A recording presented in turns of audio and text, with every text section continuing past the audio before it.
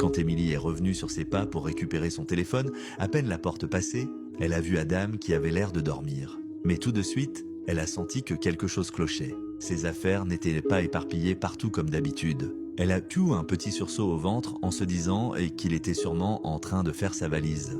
Elle n'a rien dit, elle s'est juste retournée et elle est sortie de la chambre. Adam ne dormait pas. Il était réveillé à fond, la tête bloquée en boucle.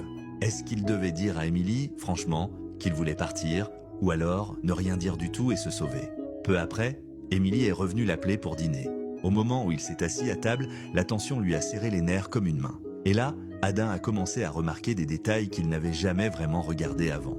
Il a vu que, pour lui, on avait servi de la viande surgelée alors qu'Émilie et ses parents, eux, mangeaient de la viande fraîche. Dans son assiette, rien de bizarre, juste des morceaux de bœuf qui avaient de l'air tout à fait normaux. En revanche, leur viande à eux, même fraîche, avait une couleur beaucoup trop pâle, presque blanchâtre. Et quand ils la coupaient, ça ne faisait aucun fil, ça ne s'effilochait pas. Ça ne tirait pas, ça ne se défaisait pas. Ça tranchait net, propre, comme du jambon. Cette sensation étrange lui est montée à la gorge pile au moment où la mère a dit que ça avait l'air délicieux. Sauf qu'elle ne regardait pas l'assiette. Elle regardait Adam.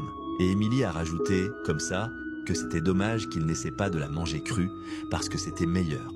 Mais d'après elle, c'était dangereux, alors le mieux, c'était de bien la cuire à fond, avant de manger.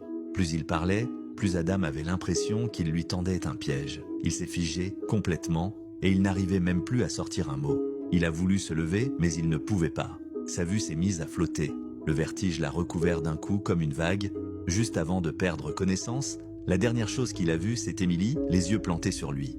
Une expression glaciale, violente, comme il ne lui en avait jamais vu. Et son tout dernier pensée, c'était juste ça. Pourquoi elle